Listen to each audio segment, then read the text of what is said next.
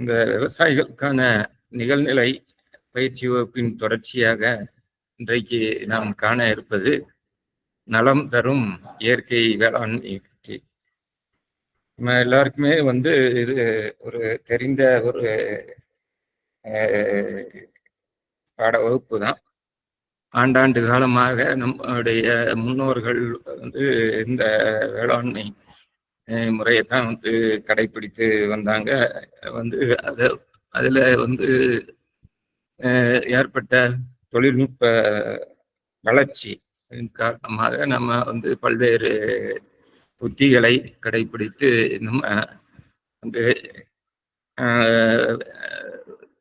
விளைச்சல் ஒன்றே நம்ம ஒரு குறிக்கோளாக வைத்து பல்வேறு காலகட்டங்கள்ல நமக்கு ஏற்பட்டிருக்கக்கூடிய சவால்கள் அப்படிங்கும்போது அதைகளை எல்லாம் எதிர்கொண்டு நம்ம இன்னைக்கு இருக்கக்கூடிய அந்த ஜனத்தொகைக்கு தேவையான அளவுக்கு உணவை உற்பத்தி செய்து ஒரு சில உணவு வகைகளை நம்ம ஏற்றுமதி செய்யக்கூடிய ஒரு நிலையில இன்னைக்கு இருக்கிறோம் அப்படின்னா அது வெளியாகாது.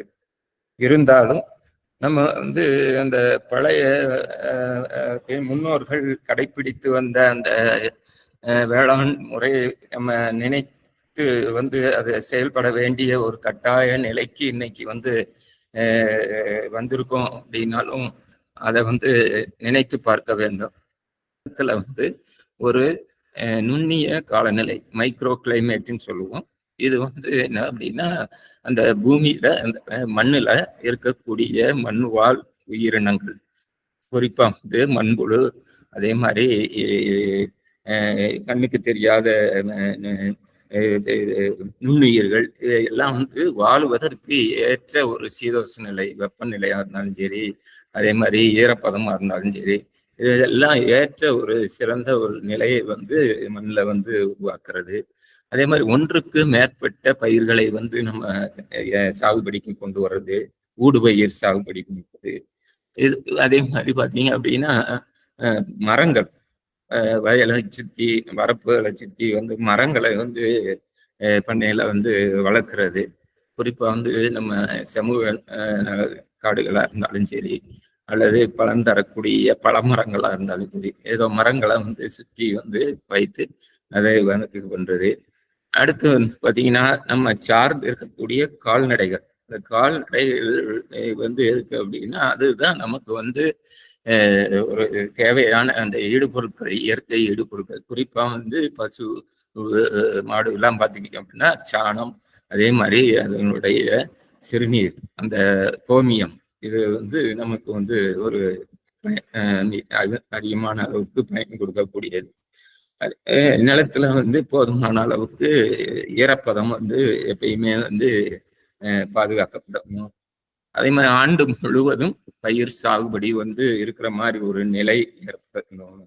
அதே மாதிரி பூச்சி நோய் மேலாண்மை, பூச்சி விரட்டிகள், அந்த மாதிரி நன்மை செய்யும் பூச்சிகளை அதிகமா உற்பத்தி தூண்டக்கூடிய பூச்சி விரட்டிகள், இதெல்லாம் நம்ம நிறைய பயன்படுத்தணும்.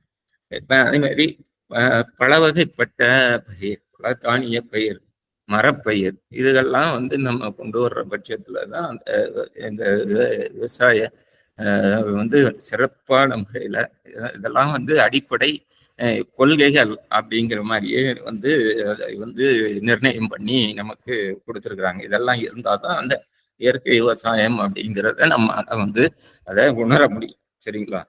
இப்ப நம்ம ஏற்கனவே சொன்ன மாதிரி இது ஒரு ஜீரோ பட்ஜெட் இயற்கை வேளாண்மை அப்படின்னு சொல்றோம். அப்படின்னா அதுல முக்கியமா நம்ம அந்த தேவையான அந்த இடுபொருட்கள் பார்த்தீங்க அப்படின்னா, இதுல இருந்து பார்த்தீங்க அப்படின்னா நீங்க எல்லாரும் கேள்விப்பட்டிருப்போம். சாதாரணமா நம்ம இயற்கையா தயாரிக்கக்கூடிய இடுபொருட்கள், பீஜாமிர்தம், ஜீவாமிர்தம், அதே மாதிரி கவர் கிராப், நிலப்போர்வை, நிலத்துல இருக்கக்கூடிய காற்றோட்ட வசதி, இந்த ஒரு 4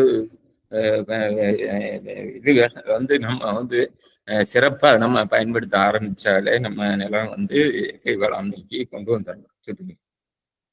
பொதுவாக பார்த்தீங்கன்னா ஒரு ஆய்வு இதுல, அதாவது தேசிய மாதிரி ஆய்வு நிறுவனம் NSSOன்னு சொல்லி இருக்குது, மத்திய அரசினால நடந்துருக்கு.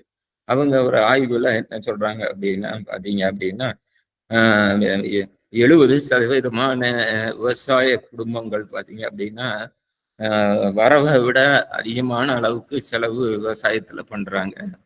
அதாவது வரவை விட செலவு அதிகமா இருக்கு விவசாயத்துல, அது இருக்கு. அதுக்கு தெரியும் நமக்கு. காரணம் நிறைய இடுபொருள் செலவு, அப்புறம் விதைகள், இதனுடைய அதிகமான விலை, இதெல்லாம் சேர்ந்துதான் பாத்தீங்க அப்படின்னா, அதுவும் குறிப்பா சிறு குறு விவசாயிகள் அதிகமான அளவுக்கு இதனால பாதிக்கப்படுறாங்க. அடுத்து பாத்தீங்க அப்படின்னா இந்த பூச்சி மருந்து விதைகள் அதிகமான அளவுக்கு வாங்குறதுனால 50%க்கும் மேற்பட்ட விவசாயிகள் கடனாளி ஆயிடும். எளிதாகவே அவங்க கடன் பிரச்சனையில மாட்டிக்கிட்டு ரொம்ப அவதிப்படுறாங்க அப்படிங்கிறது ஒரு ஆய்வு நிறுவனம் தெரிவிச்சிருக்கு. இதையெல்லாம் கருத்தில் கொண்டு அரசு ஒரு சில திட்டங்களை முன்மொழிந்து நம்ம இப்ப பாத்தீங்க அப்படின்னா வேளாண்மை துறையில செயல்படுத்திக்கிட்டு இருக்கோம். கடந்த 2015-16ஆம் ஆண்டுல இருந்து பண்ணிக்கிட்டு இருக்கோம். PKVY சொல்லிட்டு பரம்பரத் கிசான் விகாஸ் யோஜனா, பாரம்பரிய வேளாண் வளர்ச்சி திட்டம். அதே மாதிரி RKVY, ராஷ்டிரிய கிசான் விகாஸ் யோஜனான்னு சொல்லி தேசிய வேளாண் வளர்ச்சி திட்டங்கள். இந்த ஒரு முக்கியமான இந்த திட்டத்தின் வாயிலாக விவசாயிகள் தேர்வு செய்யப்பட்டு முற்றிலும் அவங்க இயற்கை பொருட்களை பயன்படுத்தி இந்த இயற்கை பண்ணையை அமைக்கிறதுக்கு அதிக முக்கியத்துவம் கொடுத்து அதுக்கு மானிய உதவி இதெல்லாம் அரசின் மூலமாக நிறைய செய்யப்பட்டு வருகிறது. பார்த்தீங்க அப்படின்னா இந்த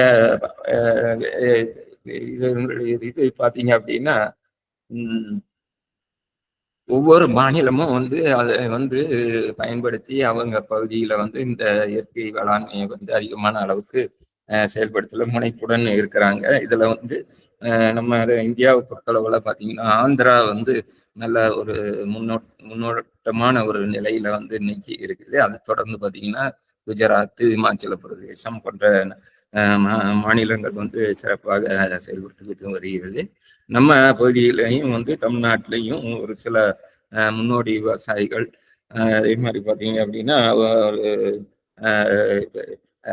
ஆர்வமுள்ள விவசாயிகள், இவங்க எல்லாம் இந்த முறைகளை கையாண்டு ஒரு சிறப்பான ஒரு நிலையை அடைஞ்சிருக்கிறாங்க அப்படிங்கிறது ஒரு சில இடங்கள்ல நம்ம கண்கூடாக பார்க்கணும். இப்ப இந்த மாதிரி இயற்கை விவசாயத்துக்கு மாறுறதுனால நமக்கு என்ன நன்மை கிடைக்குது அப்படின்னு சொல்லி பாத்தீங்க அப்படின்னா, செலவு செலவழிக்கக்கூடியது பட்ஜெட்ல செலவு ரொம்ப குறையுது. குறிப்பா பாத்தீங்கன்னா சிறு குறு விவசாயிகளுக்கு மிகவும் ஏற்றதா அமையுது. அதே மாதிரி நம்மளுடைய வருவாய் பாத்தீங்க அப்படின்னா 2 மடங்கு அதிகமாகிறதுக்கு நல்ல வாய்ப்புகள் இருக்கு. அதே மாதிரி நம்ம சொசைட்டிலேயோ இதுலேயோ கடன் வாங்கி விவசாயம் பண்றக்கூடிய அந்த நிலையை நம்ம தவிர்க்கிறதுக்கு ஒரு வாய்ப்பு இருக்குது. அதே மாதிரி பார்த்தீங்க அப்படின்னா அது மாதிரி நல்ல வளமான பயிர் விவசாயம் பண்ண முடியும். நல்ல ஒரு ஆரோக்கியமான உணவு கிடைக்கும். அதே மாதிரி ஒரு ஆரோக்கியமான வாழ்வு நமக்கு கிடைக்கும் அப்படின்னு சொன்னோம்னா அது மாற்று கருத்து எதுவுமே. இதையெல்லாம் உள்வாங்கிக்கிட்டு தான் நம்ம இந்த இயற்கை பண்ணையம் அப்படிங்கிறத நம்ம சிறப்பாக நம்ம எடுத்து கொண்டு போகணும் அப்படிங்கிறத எடுத்துக்கலாம். இன்னைக்கு இருக்கக்கூடிய நம்ம இதுகளை நம்ம ஒவ்வொன்றா பார்ப்போம். பார்த்தீங்க அப்படின்னு இப்போ நம்ம ஏற்கனவே பார்த்தீங்க அப்படின்னா நம்ம சுதந்திரம் அடையும் பொழுது நம்ம நிறைய உணவு தட்டுப்பாடு, அதே மாதிரி பஞ்சம், பசி, பட்டினி இந்த மாதிரி இருந்த ஒரு காலங்கள்ல நம்மளுடைய மக்கள் தொகை உணவளிக்க வேண்டிய ஒரு அடிப்படையில தான் நம்ம இந்த பசுமை புரட்சின்னு சொல்லிட்டு நிறைய உயர் விளைச்சல் ரகங்கள், அதே மாதிரி குறைந்த வயதுடைய ரகங்கள், ரசாயன உரங்கள், பூச்சிக்கொல்லிகள், இந்த மாதிரி இதுகள்லாம் நிறைய வாங்கி விவசாயிகளுக்கு கொடுத்து அதை அவங்கள பழக்கி அவங்கள இது பண்ணி அவங்க அதன் மூலமாக நம்ம உணவு உற்பத்தியை வந்து அதிகப்படுத்த வேண்டிய ஒரு நிலை ஏற்பட்டு இன்னைக்கு வந்து உணவு உற்பத்தி நம்ம வந்து தன்னிறைவு அடையக்கூடிய ஒரு நிலையில இருந்தோம் அப்படின்னா அது மாற்று கருத்து சொல்ல முடியாது. ஆனா அதுவே வந்து நமக்கு ஒரு நிரந்தர தீர்வாக நமக்கு இல்லை. அதனால்தான் நம்ம வந்து அதுல நிறைய சில குறைபாடுகள் இருக்கு. அதே மாதிரி நிலத்தினுடைய வளத்தை வந்து நம்ம இழந்துட்டோம்.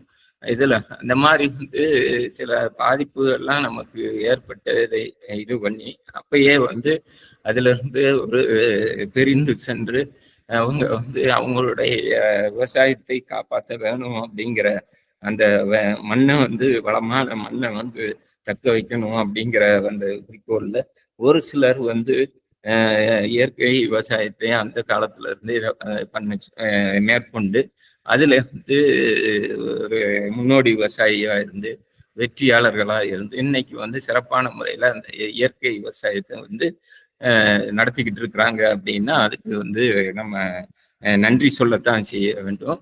இப்ப நம்மளுடைய அரசினுடைய கொள்கையும் வந்து பாத்தீங்க அப்படின்னா மக்களுடைய விருப்பம் என்னன்னு பாத்தீங்கன்னா அந்த இயற்கை முறையில் சாகுபடி செய்யக்கூடிய அந்த விவசாயிகளுடைய அந்த முறைகளை வந்து நம்ம எடுத்துக்கிட்டு நாமளும் வந்து நல்ல சில முறையில பண்ணணும் அப்படிங்கிற ஒரு சிந்தனை வந்து தோன்றியது. அதை வந்து நம்ம வந்து அதிகமான அளவுக்கு கொண்டு செல்லணும் அப்படின்னா அதுக்கு சில அடிப்படை உத்திகளை வந்து நம்ம வந்து இது பண்ணணும். அப்படி வரும் பொழுது என்ன மாதிரி பண்ணலாம் அப்படின்னு சொல்லி பார்த்தீங்க அப்படின்னா ரசாயன உரங்கள் பயன்படுத்தாத நிலையில அதே மாதிரி உயர்வு விளைச்சல் ரகங்கள் அப்படின்னு சொல்லிட்டு பூச்சிக்கொல்லி மருந்துகள் இதெல்லாம் பயன்படுத்தாத வகையில என்னென்ன மாதிரி வந்து முறைகளை வந்து நம்ம கடைபிடிச்சோம் அப்படின்னா நம்ம இந்த இயற்கை முறை விவசாயத்துல நம்ம வந்து ஒரு வெற்றியாளராக வரலாம் அப்படின்னு சொல்லி பார்த்தீங்க அப்படின்னா பலதரப்பட்ட தானியங்களை வந்து விதைக்கிறது, ஒரு 7-8 வகையான தானியங்களை வந்து கலந்து விதைக்கிறது. அதே மாதிரி பார்த்தீங்க அப்படின்னா கழிவுகளை வந்து மண்புழு உரங்க தயார் பண்ணி இது பண்ணி செய்கிறது. அதே மாதிரி நிலத்துல போர்வை அமைக்கிறது, வெஜிடேஷன் அதாவது நமக்கு வந்து கொடுக்கக்கூடிய அடர்ந்த இலைகளை தரக்கூடிய பயிர் வகை பயிர்களாக இருந்தாலும் சரி இல்லை வந்து பசுந்தாள் உர பயிர்கள் அந்த மாதிரி இதுகளை வந்து இது பண்றது. நிலத்தை வந்து எப்பயுமே ஒரு உயிர் பொருள் மாதிரி உயிரோட்டம் உள்ளது மாதிரி நம்ம வந்து பராமரிக்கிறோம். அதுல இருக்கக்கூடிய நுண்ணுயிர்கள் பெருக்கத்தை வந்து அதிகப்படுத்திக்கிட்டே இருக்கிறது.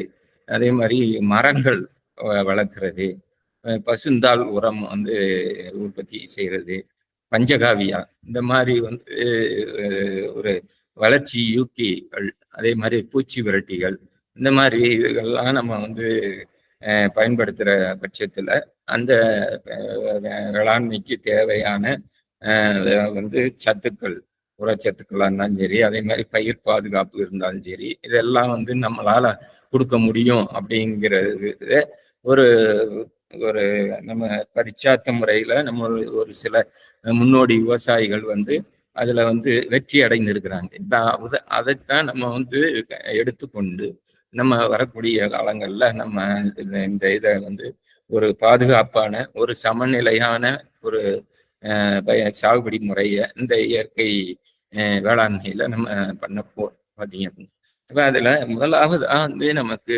முக்கியமா இது பண்றது பார்த்தீங்கன்னா காடுகள் வந்து பார்த்தீங்க அப்படின்னா இயற்கையாகவே வந்து ஒரு 1/3 பங்கு அளவுக்கு காடுகள் இருந்தால் தான் நல்ல மழை கிடைக்கும். அதே மாதிரி பார்த்தீங்க அப்படின்னா காடுகள் நிறையா இருந்தது அப்படின்னா அந்த பருவநிலை வந்து கட்டுப்பாட்டோட இருக்கும். அதே மாதிரி வந்து நிறைய வந்து மழை பெய்யுறது, இந்த மாதிரி இது பருவமழை தவறாமல் பெய்யுறது இந்த மாதிரி இதெல்லாம் வந்து கட்டுக்குள் இருக்கும். அப்போ அந்த காடுகளுடைய அந்த அளவு அடர்த்தியை வந்து நம்ம குறையாத அளவுக்கு நம்ம இது பண்ணி கொண்டு போவோம்.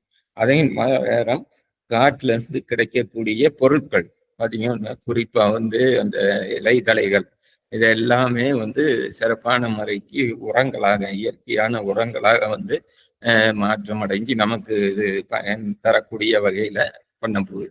இதுலயும் குறிப்பா வந்து பாத்தீங்கன்னா நம்ம ஆசியா, ஆப்பிரிக்கா இந்த மாதிரி கண்டத்தில் இருக்கக்கூடிய நாடுகள் எல்லாமே வந்து ஒரு வெப்பமண்டல பகுதியில இருக்கக்கூடிய ஒரு நாடுகள். இங்க வந்து பாத்தீங்கன்னா பல வகையான மரங்கள் இருக்கு. நம்ம வந்து ஒரு ஐரோப்பாலேயோ இல்லை அமெரிக்காலேயோ போய் நம்ம வந்து விவசாயம் பார்க்கக்கூடிய இடத்துல இருக்கக்கூடிய மர வகைகளை ஒப்பிடும்போது பார்த்தீங்க அப்படின்னா நம்ம பகுதியில் வந்து ஆயிரக்கணக்கான வகையான மரங்கள் வந்து இருக்கு. வித்தியாசமான மரங்கள் இருக்கு. ஒவ்வொரு மரங்களுக்கும் தனி குணங்கள் இருக்கு.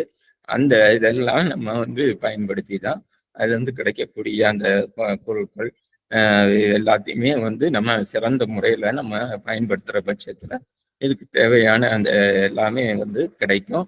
நம்ம மண்ணு வந்து வளமானதா நம்மளால ஆக்கிக்கொள்ள நம்மளால முடியும். அடுத்து வந்து பாத்தீங்க அப்படின்னா ஒரு இயற்கை விவசாயத்துல வந்து நிலையான ஒரு பண்பாடு அப்படின்னு சொல்றாங்க. நிலையான பண்பாடு, அதாவது அதை வந்து நம்ம ஆண்டாண்டு காலமா நம்ம முன்னோர்கள் காலத்துல இருந்து நம்ம அதை வந்து பின்பற்றி கொண்டு வரக்கூடிய ஒரு நிலைத்த ஒரு பழக்க வழக்கங்கள். இதை வந்து என்ன சொல்றீங்க, ஆங்கிலத்துல வந்து பெர்மாகல்ச்சர் அப்படிங்கிறத சொல்றாங்க. இதன் மூலமாக என்னன்னு பார்த்தீங்கன்னா ஒரு மண்ணுக்கு நம்மகிட்ட இருக்கக்கூடிய அந்த மண்ணுக்கு வந்து ஒரு பாதுகாப்பு நமக்கு கிடைக்கும். பார்த்தீங்க அப்படி இயல்பாகவே வந்து பார்த்தீங்க அப்படின்னா இப்ப நம்ம இதோட சேர்ந்து நிறைய துறைகளும் வந்து இணைந்து செயல்பட்டுக்கிட்டு வருது. பார்த்தீங்க அப்படின்னா நம்ம தோட்டக்கலை, அதே மாதிரி பார்த்தீங்க அப்படின்னா போக்குவரத்து, சமூக திட்ட வடிவம், கழிவு உற்பத்தியை பயன்படுத்துறது, திரும்ப மறுபடி பயன்படுத்துறது, இது மாதிரி வந்து நிறைய முறைகளை எல்லாத்தையும் ஒருங்கிணைச்சு நம்ம வந்து இது பண்ணாதான் இந்த இப்ப இருக்கக்கூடிய அந்த நிலையை வந்து நம்ம சீர் செய்ய முடியும். இப்ப ஏற்கனவே நம்ம வந்து ரசாயன உரம் பயன்படுத்தியிருப்போம். அதே மாதிரி பார்த்தீங்க அப்படின்னா பூச்சிக்கொல்லி மருந்து இதெல்லாம் இருந்தோம். அப்ப நிலத்துல வந்து அதனுடைய நச்சுத்தன்மை இதெல்லாம் இருக்கும். அந்த நச்சுத்தன்மை எல்லாம் போக்குறதுக்கு நம்ம வந்து குறைந்தது ஒரு 5 ஆண்டுகளாவது இந்த மாதிரி வந்து சொல்லக்கூடிய இயற்கை முறையில இருக்கக்கூடிய அந்த இதுகளை நம்ம வந்து சாகுபடியை வந்து தொடர்ந்து நம்ம செய்யும் பட்சத்துல தான் நமக்கு பண்ண முடியும். பார்த்தீங்க அப்படின்னா பல வகையான தானிய பயிர்களை இது பண்றது, மண்புழு உரத்தை வந்து இது பண்றது, உயிர் மூடாக்கு பண்றது, அதே மாதிரி மரம் வளர்க்கறது, பசுந்தாள் உரம், பஞ்சகாவியா, இந்த மாதிரி நிறைய இதுகளை வந்து நம்ம இது பண்ற பட்சத்துல நமக்கு வந்து ஒரு இதெல்லாம் நமக்கு அந்த ஒரு 5 ஆண்டுகள் இது பண்ணோம் அப்படின்னா நமக்கு வந்து அதெல்லாம் வந்து மாறும். அந்த நிலத்தினுடைய நச்சுத்தன்மை எல்லாம் மாறுபட்டு அதுல வந்து இயற்கையாவே வந்து மண்ணில் இருக்கக்கூடிய அந்த உயிரோட்டம் இருக்கக்கூடிய அந்த நிலை வந்து ஏற்படுறதுக்கு வாய்ப்பு இருக்கு. கோடிக்கணக்கான நுண்ணுயிர்கள் வந்துடும், மண்புழுக்களுடைய அளவு இதுவும். இப்ப இதெல்லாம் வந்து எதுக்காக வருது அப்படின்னு பாத்தீங்க அப்படின்னா அது வந்து பலப்பட்ட நன்மைகள் நமக்கு செய்யப்படுது. இப்ப உதாரணத்துக்கு பாத்தீங்கன்னா இப்ப நமக்கு வந்து ஒரு பயிர் வளர்றதுக்கு பல்வேறு வகையான சத்துக்கள் வேண்டியிருக்கு. குறிப்பா வந்து தலைச்சத்து வேண்டியிருக்கு, நைட்ரஜன். இந்த நைட்ரஜன் வந்து எங்க அதிகமா இருக்கு அப்படின்னு வந்து பார்த்தோம் அப்படின்னா வளிமண்டலத்துல மிகவும் அதிகமான அளவுக்கு இருக்கு. அந்த வளிமண்டலத்துல இருக்கக்கூடிய நைட்ரஜனை நிலத்துல நிலைநிறுத்தக்கூடிய பாக்டீரியான்னு சொல்லக்கூடிய ரைசோபியமா இருந்தாலும் சரி, அசோஸ்பெர்லமா இருந்தாலும் சரி, பலகப்பட்ட நுண்ணுயிர்கள் வந்து அதை வந்து நிலைநிறுத்தக்கூடியதுக்கு அதனுடைய இனப்பெருக்கம் வந்து அதிகமான அளவுக்கு செல்லும் பொழுது அப்ப நிலத்தினுடைய வளம், அந்த தலைச்சத்து வந்து அதிகரிக்கிறதுக்கு நிறைய வாய்ப்புகள் இருக்கு. அதே மாதிரி பார்த்தீங்க அப்படின்னா மைக்கோரைசா அப்படிங்கிற வேர் பூசணம், அது வந்து ஒரு வகையான அது இருந்துகிட்டே என்ன செய்யும் அப்படின்னாக்கா மணிச்சத்து, அதாவது கிடைக்காத நிலையில இருக்கக்கூடிய அந்த மணிச்சத்தை வந்து கரைச்சி கிடைக்கக்கூடிய மணிச்சத்தை வந்து மாற்றி நிலத்தை வந்து வளமிக்கதா மாற்றக்கூடிய ஒரு நிலைக்கு அதை வந்து மாற்றி. ஆக அந்த நுண்ணுயிர்களுடைய பெருக்கத்தை வந்து நம்ம வந்து பண்றதுக்கு இந்த மாதிரி எல்லாம் வந்து பல பயிர் சாகுபடி, அதே மாதிரி பசுந்தாள் உரம் பயிர் சாகுபடி, அதே மாதிரி பஞ்சகாவியா, மண்புழு உரம் பயன்படுத்துறது, இது வந்து தொடர்ந்து பயன்படுத்துற பட்சத்துல தான் நமக்கு வந்து அந்த ஒரு நிலை, ஒரு மைக்ரோ கிளைமேட், ஒரு நுண்ணிய காலநிலையை வந்து ஏற்படுத்தி நுண்ணுயிர்களுடைய பெருக்கத்தை இது பண்ணி தேவையான அந்த சத்துக்கள், தலைச்சத்துக்களா இருந்தாலும் சரி, மணிச்சத்தா இருந்தாலும் சரி, நிலத்துல வந்து நம்மளால கொண்டு வர முடியும். பாத்தீங்கன்னா அடுத்து பார்த்தீங்க அப்படின்னா, நம்ம வந்து ஏற்கனவே சொன்ன மாதிரி நம்ம பயிர் வளர்வதற்கு ஒரு 16 வகையான சத்துக்கள் வந்து வேண்டி இருக்கு. அது எல்லாமே வந்து அந்த தாவர கழிவுகள்லையும் இருக்கு. அதே மாதிரி நிலத்திலையும் வந்து தேவையான அந்த சத்துக்கள் இருக்கு. பல்வேறு விகிதத்துல இருக்கு. அப்ப ஒரு அந்த சத்துக்களை வந்து பயன்படுத்தக்கூடிய அந்த முறை தான் நமக்கு வந்து முக்கியமா நம்ம எடுத்துக்கிடணும். அப்படியே வந்து ஒரு பசுமையான ஒரு தாவரத்தை நம்ம பயன்படுத்தணும் அப்படின்னா நமக்கு ஒரு 100 கிராம் அளவுக்கு உள்ளத கிடைக்கிறதுக்கு பதிலாக அது நம்ம காய வச்சு நம்ம அது ரொம்ப உணர்ந்து போச்சு அப்படின்னா ஒரு 30 கிராம் அளவுக்கு தான் நமக்கு அதுல வந்து கிடைக்கும். அதே இது எரிச்சிட்டோம் அப்படின்னா 6 கிராம் அளவுக்கு தான் நமக்கு அதுல வந்து இது தேவையான பொருள் வந்து கிடைக்கும். அப்ப இந்த இது எதனால அது வந்து விரயம் ஆகுது அப்படின்னு சொல்லி பார்த்தீங்க அப்படின்னா ஒரு அளவுக்கு அதிகமான அளவுக்கு அது வந்து உலர்ந்தாலோ அல்லது அதை வந்து நம்ம எரிக்கிறதுனாலயோ, இப்ப கழிவுகள்லாம் பார்த்தீங்க அப்படின்னா நிலத்துல வந்து தீ வச்சு எரிச்சிருவாங்க. அதெல்லாம் வந்து நம்ம செய்யக்கூடாது. அதையெல்லாம் வந்து உரமா வந்து மாற்றணும். மாற்றி நம்ம அதை மறுபடி ரீசைக்கிளிங், மறுசுழற்சி இதுகளை பயன்படுத்தி நம்ம வந்து அதை உரமாக எடுத்துக்கிறதுக்கு என்ன தொழில்நுட்பங்கள் இருக்கோ அதை வந்து நம்ம வந்து கடைபிடிச்சு அதை வந்து நம்ம கொண்டு வர்றதுக்கு முயற்சி மேற்கொள்ளணும். அப்படி எல்லாம் நம்ம செய்யற பட்சத்துல தான் நமக்கு வந்து அந்த பயிர் வேளாண்மை செய்வதற்கு அந்த தேவையான அனைத்து சத்துக்களும் வந்து நம்மளால வந்து வழங்க முடியும். இந்த பயிருக்கு வேண்டிய சத்துக்களை நம்ம வழங்க முடியும். ஏன்னா இதுல வந்து நம்ம முக்கியமா தெரிஞ்சுக்கிறது பாத்தீங்கன்னா ரசாயன உரத்தை நம்ம அறவே வந்து தவிர்க்கிறோம். அதே மாதிரி பூச்சிக்கொல்லி மருந்துகளையும் வந்து அறவே நம்ம வந்து தவிர்க்கிறோம் பார்த்தீங்க அப்படின்னு. இப்ப அது இதெல்லாம் சாத்தியமா அப்படிங்கிற ஒரு கேள்வி வந்து நம்மளால இருக்க முடியும். அப்ப சாத்தியம் அப்படின்னு சொல்லி சொல்றாங்க இதுல வெற்றியாளர்களா இருந்தவங்க. எப்படி அப்படின்னு சொல்லி பாத்தீங்க அப்படின்னா நம்ம சுத்தி இருக்கக்கூடிய வளிமண்டலம் பாத்தீங்க அப்படின்னா காற்று மண்டலத்துல இருக்கக்கூடிய இதுல 79% நைட்ரஜன் தான் இருக்கு. கிட்டத்தட்ட 4 மடங்கு பாத்தீங்கன்னா 5ல் 4 மடங்கு வந்து நைட்ரஜன் தான் இருக்கு. அப்ப அந்த நைட்ரஜன் தான் இந்த வளர்ச்சிக்கு தேவையான அந்த ஒரு சத்து, பயிர் வளர்ச்சிக்கு. அந்த நைட்ரஜனை எப்படி நிலத்துல கொண்டு வர்றது, நிலத்துல இருக்கக்கூடிய அந்த நுண்ணுயிர்களுடைய செயல்பாட்டினுடைய அளவு, செயல்பாடு விகிதத்தை வந்து அதிகப்படுத்தணும் அப்படின்னா நம்மளால அதை சாதனை செய்ய முடியும் அப்படிங்கிறத சொல்றாங்க. இயற்கையாகவே அந்த நைட்ரஜனை வந்து நிலத்துல வந்து கொண்டு வருது. அடுத்து வந்து பாத்தீங்கன்னா மரம், மரங்கள் மரங்கள் மரத்துல வந்து உதரக்கூடிய அந்த இலைகள், அது எந்த மாதிரி வந்து இதுகளை எல்லாத்தையுமே வந்து நம்ம வந்து அதை சத்துக்களை வந்து நம்ம வேஸ்ட் ஆகாம அதை வந்து உரமா மாற்றி நம்ம மறுபடியும் அப்படின்னாலே நமக்கு வந்து தேவையான அந்த சத்துக்கள் எல்லாமே கிடைக்கும். குறிப்பா வந்து பாத்தீங்கன்னா ஒரு இயற்கை பண்ணையம் இருக்கு அப்படின்னா அதுல ஒரு 10% இடத்துல வந்து மரத்தை வந்து நம்ம சாகுபடி செஞ்சுக்கிட்டு இருந்தோம் அப்படின்னா அந்த நிலத்துக்கு தேவையான அளவுக்கு உரிய சத்துக்களை வழங்கக்கூடிய அந்த நமக்கு வந்து பயிர் கழிவுகள், அந்த உதிர்க்கக்கூடிய இலைகள், வேஸ்ட் இதெல்லாம் வந்து நமக்கு கிடைக்கும். அப்ப நமக்கு வந்து அவசியமே இருக்காது, வெளியில எந்த பொருளும் வாங்க வேண்டிய அவசியமே கிடைக்காது. அந்த 10% மரங்கள் இருந்தாலே அதுல இருந்தே நமக்கு வந்து இது கிடைக்கும்.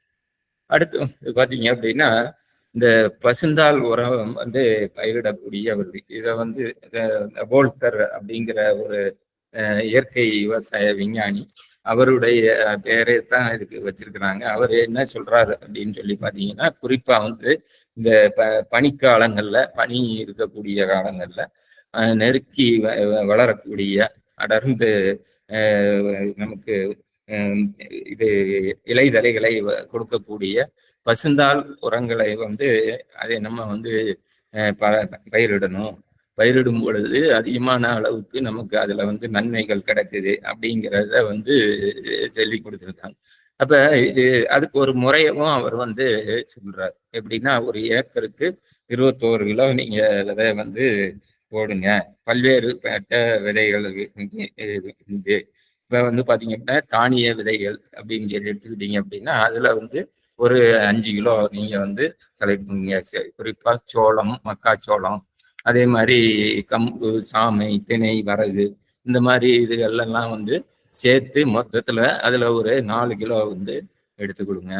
அடுத்து வந்து பயிர் வகை பயிர்கள் பார்த்துக்கிட்டிங்கன்னா உளுந்து, பாசி, கொள்ளு, கொண்டக்கடலை, தட்டைப்பயிறு, நரிப்பயிறு, இது மாதிரி இதுகள்ல இருந்து ஒரு 4 கிலோ அளவுக்கு விதைகள்.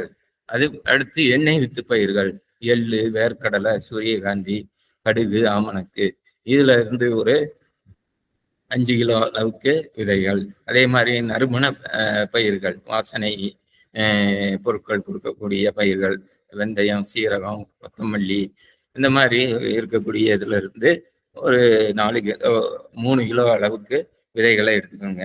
அடுத்து வந்து பசுந்தாள் உரப்பயிர்கள், தக்கப்பூண்டு, சணப்பு, அவுரி, கீரை, மிளகு, இந்த மாதிரி இதுல இருந்து அது ஒரு 5 கிலோ. மொத்தத்துல வந்து ஒரு இது பார்த்துக்கிட்டீங்க அப்படின்னா ஒரு ஏக்கருக்கு ஒரு 21 கிலோ அளவுக்கு அந்த விதைகளை எடுத்துக்கிட்டு நம்ம வந்து குறிப்பா இந்த பனிக்காலங்கள்ல வந்து இதை வந்து விதைச்சோம் அப்படின்னா ஒரு 40ல இருந்து 45 நாள்ல பார்த்தீங்க அப்படின்னா நமக்கு அந்த தேவையான அளவுக்கு நமக்கு வந்து தழைகளை, நிலத்தை வந்து வளப்படுத்துவதற்கு தேவையான அந்த தழைகளை கொடுக்குது அப்படிங்கிறத கண்டறிஞ்சு சொல்லியிருக்கிறார். இது ஒரு மெத்தடு, பரவலான மெத்தடு. வெறும் பசுநாள் ஒரு விதைகளை மட்டும் விதைக்காம இதை வந்து கலந்து பல பயிர் சாகுபடி இதில் முறைகளை நம்ம வந்து இது பண்ணும் பொழுது பார்த்தீங்க அப்படின்னா நிலத்துல வந்து சத்துக்கள், நமக்கு தேவையான சத்துக்கள் மட்டும் கிடைக்கிறது மட்டும் இல்லை, அதே மாதிரி இதோடு தொடர்புடக்கூடிய நுண்ணூட்ட சத்துக்களும் போதுமான அளவு கிடைக்குது. அடுத்து நிலத்துல இருக்கக்கூடிய நச்சுத்தன்மைகள் இதெல்லாம் வந்து மாறி நிலம் வந்து சீர்திருத்தம் அடையுது. இப்படி எல்லாம் வந்து பல முறைகளை வந்து நம்ம கடைபிடிக்கலாம் அப்படின்னு சொல்லியிருக்கிறார். அடுத்து பார்த்தீங்க அப்படின்னா இது ஏற்கனவே நம்ம வந்து பல இதுகள்ல நம்ம கேள்விப்பட்டிருக்கோம். இப்ப இந்த நாட்டு மாடு கோமியம் இது இருந்து பார்த்தீங்கன்னா செய்யக்கூடிய ஒரு அருமையான ஒரு பயிர் ஊக்கி, பயிர் மருந்து, பஞ்சகவியா அப்படின்னு சொல்றது. இது வந்து செய்வதற்கு ஒரு 22 நாள்ல இதை வந்து தயார் பண்ணலாம். பார்த்தீங்க தேவையானது எல்லாமே வந்து பார்த்தீங்கன்னா நாட்டு மாட்டுடைய சாணம், அதே மாதிரி கோமியம், பால், தயிர், நெய், அதே போக வந்து கரும்புச்சாறு, வாழைப்பழம், திராட்சை பழம், இந்த மாதிரியான பொருட்கள் எல்லாமே நமக்கு அந்த பகுதியில் இயற்கையாகவே கிடைக்கக்கூடிய அந்த இதுகள்லாம் இதை வைத்து இந்த முறையில நம்ம வந்து தயார் பண்ணி இதை வந்து நொதித்தல் முறையில இந்த இதுகளை வந்து உற்பத்தி செய்து வைத்துக்கிட்டோம் அப்படின்னா இதை வந்து திரும்ப திரும்ப நம்ம பயன்படுத்துகிற பட்சத்துல அதுக்கு தேவையான ஊட்டச்சத்துக்களை வந்து நம்மளால வந்து வழங்க முடியும் அப்படின்னு சொல்லுவோம். அதே மாதிரி பார்த்தீங்கன்னா அமுத கரைசல் அதையும் வந்து நம்ம சிறப்பான அளவுக்கு இதுல வந்து பயன்படுத்தலாம். இப்ப பயிருடைய ஆரம்ப கட்டமாக இருந்தது அப்படின்னா, பயிர் வளர்ச்சி பருவத்துல இருக்கு அப்படின்னா அந்த அமுத கரைசலே போதும். அடுத்து வந்து பயிர் வந்து பூ எடுக்க ஆரம்பிச்சிருச்சு, இல்ல ஒரு காய் கனிகள் வர ஆரம்பிச்சிருச்சு, இல்ல பழப்பயிர்களா இருக்கு அப்படிங்கும்போது வாரம் ஒரு முறை வந்து இந்த பஞ்சகாவியத்தை வந்து நம்ம வந்து தெளிச்சோம் அப்படின்னாக்க நமக்கு வந்து தேவையான அளவுக்கு அந்த சத்துக்கள், பயிருக்கு தேவையான சத்துக்கள் கிடைக்கிறதுக்கு எப்படி அப்படின்னா ஒரு டேங்க் அளவுக்கு ஒரு 300 மில்லி அளவுக்கு பார்த்தீங்க அப்படின்னா நம்ம அதை இது பண்ணி முன்னாலே போதுமானது. ஊடு பயிர்கள் இதெல்லாம் வந்து சாகுபடி பண்ற பட்சத்துல வந்து தேவையான உரச்சத்துக்கள் வந்து அதிகமா கிடைக்கிறது வாய்ப்புகள் அதிகமா இருக்கு. அதே மாதிரி மூலிகை, பூச்சி விரட்டிகள் அதிகமா வந்து நம்ம உற்பத்தி பண்ணலாம். குறிப்பா வந்து பாத்தீங்க அப்படின்னா இந்த நொதித்தல் முறையில வந்து அதிகமான அளவுக்கு மூலிகைகள் வந்து தயார் பண்ணலாம். சோத்துக்கட்டால பிரண்டை இந்த மாதிரி வந்து நிறைய இதெல்லாம் வந்து கிராமத்துல வந்து கிடைக்கக்கூடிய மூலிகை செடிகள் தான் பார்த்தீங்க. இதையெல்லாம் வந்து சிறப்பான முறையில நம்ம பயன்படுத்தலாம். பிரண்டை, எருக்கு, ஊமத்தை, நொச்சி, வேம்பு இது மாதிரி செடிகள். அதே மாதிரி பார்த்தீங்கன்னா கஷாயம் இது மாதிரி செய்யறதுக்கு தேவையான விதைகள் பார்த்தீங்கன்னா வேப்பமுத்தா இருந்தாலும் சரி, ஆமணக்கு, இழுப்பை இந்த மாதிரிப்பட்ட இவைகள் எல்லாம் வந்து ஒரு சரியான விதத்துல வந்து நம்ம கலந்துக்கிட்டு பார்த்தீங்க அப்படின்னா இதுல வந்து சோத்துக்கத்தாழை, எருக்கு, வேம்பு இது மூணும் வந்து கம்பல்சரியா கண்டிப்பான முறையில வந்து பூச்சி விரட்டியில கண்டிப்பா சேர்க்கணும். அதே மாதிரி கோமியம் அது ஒரு 10 லிட்டர் அளவுக்கு, அப்புறம் தண்ணி வந்து ஒரு 15 லிட்டர் சேர்த்துக்கிறது, அப்புறம் வேப்பங்கொட்டை தூள் ஒரு 200 கிராமு, இல்லைன்னா எட்டிக்காய் அது ஒரு 50 கிராமு, இல்லைன்னா ஆமணக்கு விதை அது ஒரு 100 கிராம், இழுப்பை அது ஒரு 100 கிராம், அல்லது வேப்பமுத்து 100 கிராம், அதாவது பெருங்காயம் இது ஒரு 50 கிராம். இந்த மாதிரி வந்து இதுகளை காம்பினேஷன் சேர்த்து இந்த பூச்சி விரட்டிகளை நம்ம தயார் பண்ணி நம்ம வந்து பயன்படுத்துகிற பட்சத்தில் தேவையான பூச்சி நோய் கட்டுப்பாடு வந்து கண்டிப்பாக நமக்கு கிடைக்கிது. குறிப்பாக வந்து பார்த்தீங்க அப்படின்னா நன்மை செய்யக்கூடிய பூச்சிகளினுடைய அளவு வந்து அதிகமாகும். பார்த்தீங்கன்னா நன்மை செய்யும் பூச்சிகள் தீமை செய்யும் பூச்சிகள் போது நன்மை செய்யும் பூச்சிகளுக்கு ரெண்டுக்கும் வந்து 1:5 அப்படின்னு சொல்லி நம்ம இது பண்ணி சொல்றோம். அதிகமான அளவுக்கு நன்மை செய்யும் பூச்சிகள் வரும் பொழுது அந்த சதவீதம் வந்து நமக்கு குறைஞ்சு நமக்கு வந்து ஒரு பாதுகாப்பான ஒரு பயிர் சூழல் வந்து அந்த இடத்துல ஏற்படும் பார்த்தீங்க அப்படின்னா. இது போக வந்து பார்த்தீங்கன்னா இயற்கையா இருக்கக்கூடிய ஒட்டுண்ணிகள் அதெல்லாம் வந்து நிறைய வந்து கிடைக்குது. ஒவ்வொரு பூச்சி இதுகளுக்கு உரிய ஒட்டுண்ணி அட்டைகள் இதெல்லாம் கிடைக்கும். அவைகளையும் வந்து நம்ம வந்து பயன்படுத்துகிற பட்சத்தில் ஒருங்கிணைந்த முறையில் வந்து இந்த பூச்சி நோய் கட்டுப்பாடு இதுகளை நம்மளால பண்ண முடியும். இது அடுத்து வந்து பார்த்தீங்க அப்படின்னா மண்ணுடைய வளத்தை பற்றி நம்ம பேசும் பொழுது மண் வந்து ஒரு இயற்கையாகவே ஒரு உயிரோட்டம் உள்ள ஒரு பொருள் அப்படிங்கிறதுல மாற்று கருத்து சொல்ல முடியாது. அது மண்ணில் வந்து உயிரோட இருக்கு அப்படின்னா மண்ணில் இருக்கக்கூடிய அந்த கரிமச்சத்தினுடைய அளவை பொறுத்து தான் நம்ம அதை உயிரோட்டமா இருக்கு அப்படிங்கிறத சொல்லுவோம். சமீப காலங்களில் வந்து பார்த்தீங்க அப்படின்னா அதனுடைய கரிமச்சத்து கார்பனுடைய அளவு வந்து மிகவும் குறைஞ்ச அளவுக்கு போயிடுச்சு. இப்போ பார்த்தீங்கன்னா ஒரு இதில் என்ன சொல்றாங்க 0.5% குறையா போயிடுச்சு. இயல்பா வந்து 2-3% வரைக்கும் இருக்கணும் அப்படின்னு சொல்லி சொல்றாங்க நல்ல வளமான மண் அப்படின்னா. ஆனா இப்போ வந்து 0.4% அளவுக்கு குறைஞ்சு காணப்படுது. வளம் குண்டிய வந்து அப்ப மண்ணுடைய வளத்தை உயிரோட்டத்தை வந்து நம்ம கொடுக்குற பட்சத்துல மண் வந்து நிறைய குணாதிசயங்கள் இதெல்லாம் வந்து மாறும். குறிப்பா வந்து பௌதிக குணம் மாறும் பார்த்தீங்க அப்படின்னா. அதே மாதிரி ரசாயன குணங்கள் மாறும். அதே மாதிரி நுண்ணுயிர்களுடைய பெருக்கம் அதிகமாக இருக்கும். சரிங்களா? காற்றோட்ட வசதி, அதே மாதிரி நீர் கடத்தும் திறன், இந்த மாதிரி மண் சார்ந்த அந்த குணாதிசயங்கள் இதெல்லாம் வந்து மாறுவதற்கு நிறைய வாய்ப்புகள் இருக்கு. மண்ணுடைய வளம், மண் நயம் இதெல்லாம் வந்து நிறைய இது பண்ணி ஆகுறதுக்கு நிறைய வாய்ப்புகள் இருக்கு பார்த்தீங்க அப்படின்னு. இது போக வந்து பார்த்தீங்க அப்படின்னா நம்ம பயிர் கழிவுகளை நம்ம வந்து ஆண்டுதோறும் நம்ம வந்து அதை பயன்படுத்துறதுக்கு நிறைய வாய்ப்புகள் இருக்கு. தமிழ்நாட்டை பொறுத்தளவுல 20 மில்லியன் டன் பயிர் கழிவுகள் வந்து ஒவ்வொரு வருஷமும் கிடைக்கி. அதை இது உரமா மாற்றி நம்ம பயன்படுத்தினா வந்து பார்த்தீங்க அப்படின்னா அதாவது ஒரு 12 லட்சம் டன் தலைச்சத்து கிடைக்கிது. கிட்டத்தட்ட ஒரு 50,000 டன் வந்து மணிச்சத்து கிடைக்குது. 22 லட்சம் டன் வந்து சாம்பல் சத்து கிடைக்குது. இது மாதிரி இதெல்லாம் வந்து உரங்களை வந்து நம்ம இயற்கையாகவே நம்ம வந்து பெறலாம். இந்த முறைகளெல்லாம் இது பண்ணுது. அப்போ இதையெல்லாம் சிறப்பான முறையில் பயன்படுத்துகிற பட்சத்தில் நமக்கு கிடைக்கும் பல நன்மைகள் கிடைக்கிறதுக்கு வாய்ப்புகள் இருக்கு. பசுந்தாள் உரங்கள் அது சொல்லவே வேண்டாம். பசுந்தாள் உரங்கள் வந்து நம்ம போட்டு அதை மடக்கி விழுகிற பட்சத்துல அதுல இருந்து இருக்கக்கூடிய நொதித்தல் மூலமா கிடைக்கக்கூடிய சில வகையான அமிலங்கள் வந்து பாத்தீங்க அப்படின்னா இந்த பாக்டீரியாவுடைய இனப்பெருக்கத்துக்கு ஊன்றுகோலா அமையுது. நிறைய சத்துக்களை வந்து கிரகிச்சு, வளிமண்டலத்தில் இருக்கக்கூடிய சத்துக்களை கிரகிச்சு நிலத்துல நிலைநிறுத்தி பயிர் வளர்ச்சிக்கு தேவையான ஊட்டச்சத்துக்களை எடுத்து கொடுக்குது. அதே மாதிரி பார்த்தீங்கன்னா நிறைய இது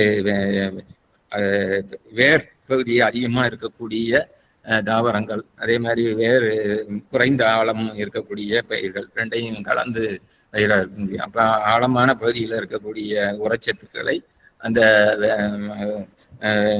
அதிக வேர்பகுதி கொண்ட அந்த தாவரங்கள் வந்து எடுத்துவிடும். அதை விட்டுட்டு போகிற அந்த சத்துக்கள் இதெல்லாம் வந்து அது அருகாமையில் இருக்கக்கூடிய அந்த குறைந்த ஆழ வேர்கள் கொண்ட பயிர்கள் வந்து ஒன்றுக்கு ஒன்று வந்து ஒரு உறுதுணையா இருந்து அப்ப அந்த இருக்கக்கூடிய அந்த சத்துக்களை சிறப்பான முறையில் வந்து பயன்படுத்திக்கிறதுக்கு நிறைய அப்ப ஒன்றுக்கும் மேற்பட்ட பயிர்களை வந்து கலந்து நம்ம விவசாயம் பண்ணக்கூடியது வந்து பாத்தீங்க.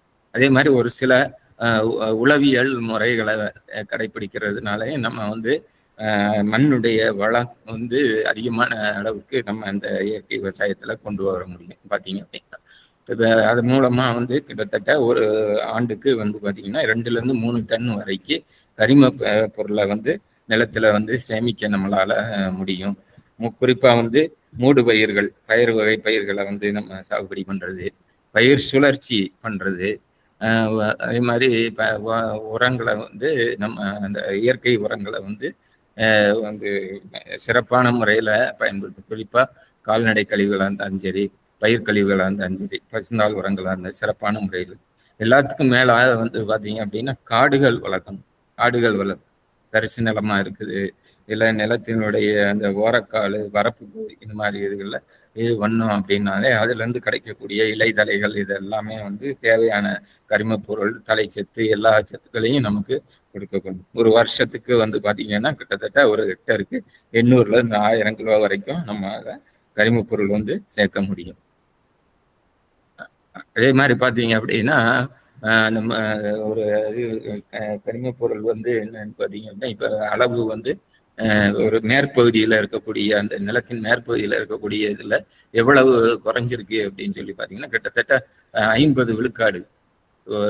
ஒரு 15 சென்டிமீட்டர் ஆழத்துல இருக்கக்கூடிய அந்த நிலப்பகுதியில வந்து பார்த்தீங்க அப்படின்னா பாதியா வந்து குறைஞ்சிருச்சு அப்படின்னு சொல்லி ஆய்வுகள் சொல்லுது. அப்போ அந்த இதெல்லாம் வந்து நம்ம பாதுகாக்கணும் செய்யணும் அப்படின்னா அந்த மாதிரி வந்து நம்ம இயற்கை முறையில் இருக்கக்கூடிய அந்த பயிர்களை, இந்த பசுந்தாள் உர பயிர்கள் இதெல்லாம் வந்து நம்ம இது பண்ணணும்.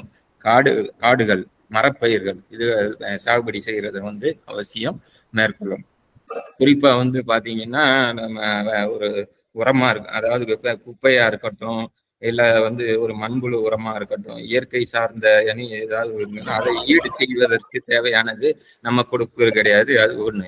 அடுத்து வந்து பாத்தீங்க அப்படின்னா பயிர் கழிவுகளை உரமா ஆக்குறதுக்கு நம்ம வந்து பொறுமையா நம்ம வந்து அதை வந்து பயன்படுத்தி அதை தன்மையை வந்து பயன்படுத்த வேண்டிய நிலைமை கிடையாது. என்ன செய்யறோம், அதை அறுவடை பண்ண உடனே காட்டுல வந்து தீய வச்சு விட்டுருவோம். இந்த பயிர் கழிவுகள் எல்லாமே ஆவியா போய் இதாகி இது பண்ணி போயிருது. இது ஒண்ணு. அடுத்து காலநிலை மாற்றம் வந்து பாத்தீங்க அப்படின்னா வெயிலுடைய தாக்கம். வெயில் அதிகமா இருக்கும் பொழுது வந்து பாத்தீங்க அப்படின்னா அந்த கார்பனுடைய மூலக்கூறுகள் வந்து அதிகமா சிதை ஏற்படும். அதே மாதிரி நுண்ணுயிர்களுடைய செயல்பாடு வந்து குறையும் பொழுது வந்து பாத்தீங்க அப்படின்னா அந்த அது வந்து தன்னை வாழணும் அப்படின்னா அது வந்து அந்த கார்பனை வந்து சாப்பிட்டா தான் அது வாழ முடியும். அப்ப அந்த தேவையான அந்த கார்பனுக்கு வந்து ஒரு போட்டியை வந்து அந்த இடத்துல ஏற்படுத்தி அதை பூரா அது சாப்பிடும். அப்ப இந்த மாதிரி பல்வேறு வகையான இடர்பாடுகள் வந்து இன்னைக்கு வந்து விவசாயத்துல வந்து நம்ம உள்ள ஒரு நிலையில தான் நம்ம இருந்துகிட்டு இருக்கோம். இதுவும் ஒரு காரணமாக அமைகிறதுனாலதான் நிலத்துல வந்து வெகு வேகமாக 2-3% இருந்தது. குறிப்பா 1950-60 பாத்தீங்க அப்படின்னா 2-3% இருந்த கார்பன் அளவு வந்து இன்னைக்கு 0.4% குறைஞ்சு போச்சு.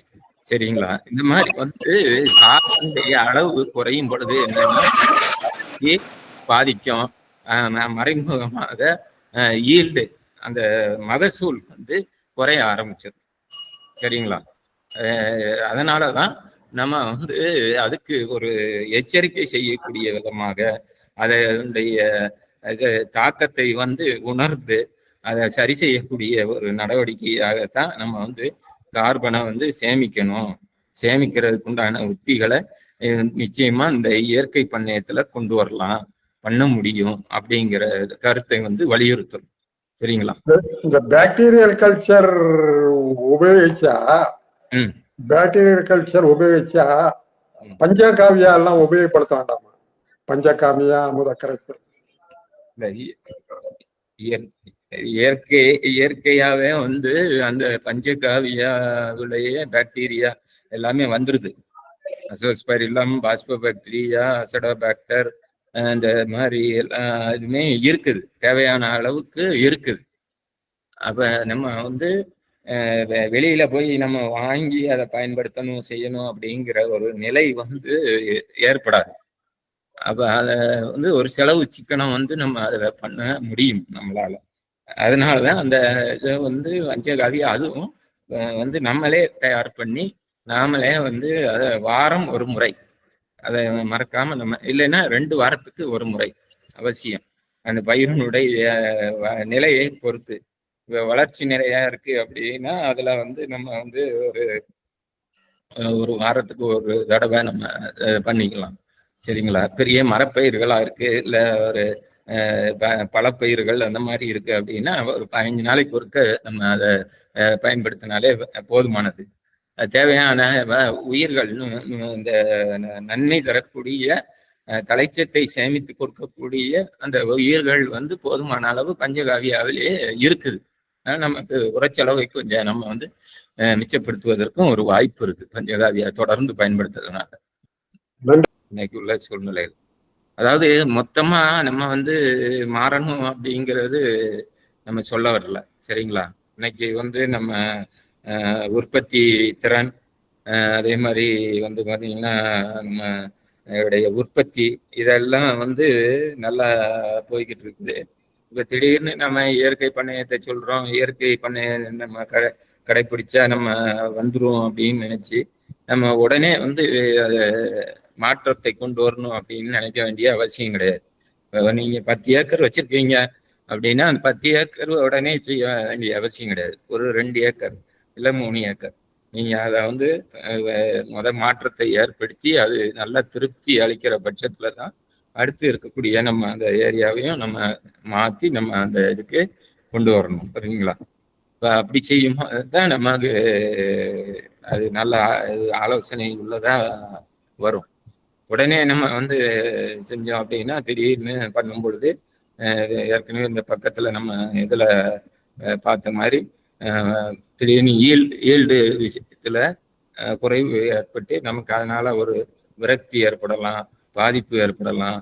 சரிங்களா? அதனால எல்லாத்தையும் கவனத்தில் எடுத்துக்கிட்டு தான் ஒரு சமநிலையை வேணும்.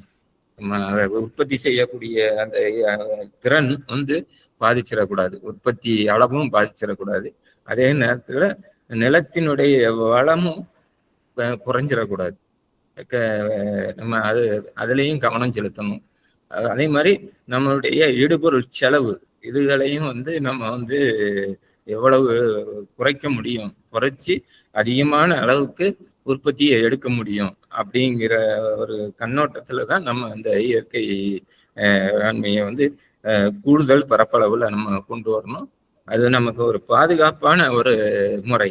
இந்த இயற்கை வேளாண்மைங்கிறது ஒரு பாதுகாப்பான முறை. எதிர்கால சந்ததிக்கு வந்து நம்ம என்னத்தை கொடுக்க போறோம் அப்படின்னு சொல்லி பார்த்தீங்க அப்படின்னா நல்ல வளமான மண், ஆரோக்கியமான ஒரு சுற்றுப்புற சூழ்நிலை, நல்ல ஒரு சமுதாயம், இதைத்தான் நம்ம வந்து நம்ம விட்டுட்டு போக முடியும் இல்லையா? அதனால அதெல்லாம் மனசுல வச்சுதான் ஸ்லோவா நம்மளால என்ன செய்ய முடியும் அப்படிங்கிறத யோசிச்சு நம்ம இதை வந்து சிறப்பான முறையில செய்யணும் அப்படிங்கிறதுக்காக தான் நம்ம இந்த இதுல கவனம் செலுத்த சொல்லி எல்லாரையும் கேட்டுக்கிறோம்.